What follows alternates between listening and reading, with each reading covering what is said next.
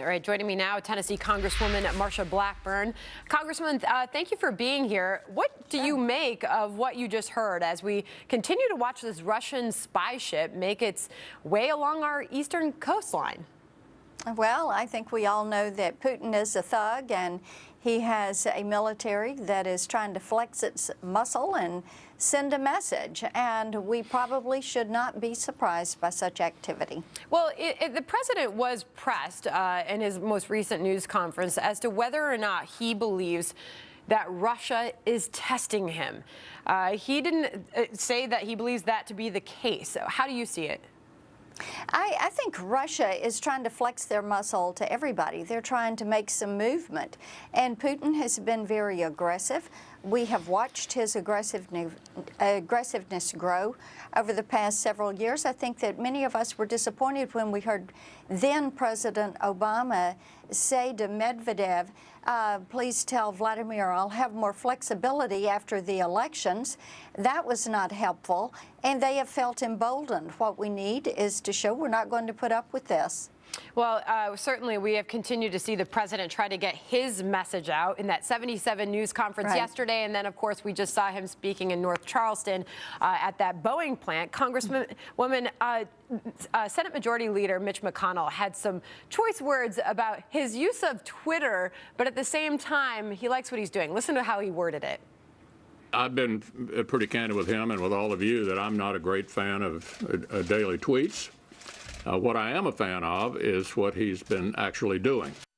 So he certainly is putting himself back out there, the president, and we know that he's got this rally down in Florida tomorrow. But he does still use Twitter quite often. But there you heard from Mitch McConnell himself. Not a fan of his use of Twitter, but I like what this president is doing.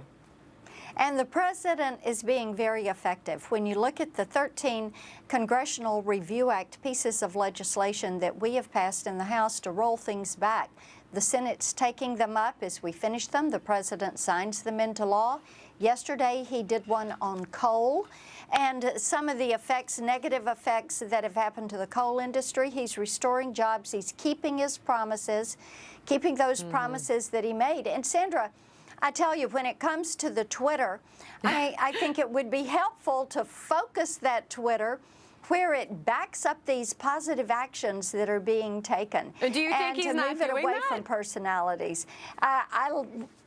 Pardon me, I appreciate it when he focuses the Twitter and puts the emphasis on talking about the good things that he is doing, the good things that we are doing, and maybe taking the personalities out of it. Yeah. We're in a time where we need to be winning friends and picking up steam and moving forward. We have Obamacare to repeal, we have taxes to lower, and tax reforms to execute, and regulations to get off the books. But still, meanwhile, there is just so much coming out of this White House, and Russia continues to dominate the news cycle and dominate the headlines, and there are still so many questions there. And speaking of the Twitter, I like how you put that. This was one of the president's most recent tweets on Russia. He said the Democrats had to come up with a story as to why they lost the election and so badly, so they made up a story. Russia, fake news. Your response to that, Congresswoman? I think many House members are like me. We know that there was an issue with General Flynn not telling the truth to the Vice President. I think he told the truth, but not the whole truth and nothing but the truth. I think we have all seen reports that there are some of these accusations that are out there. Nothing has been proven. We have not seen anything classified. We have not had a classified briefing.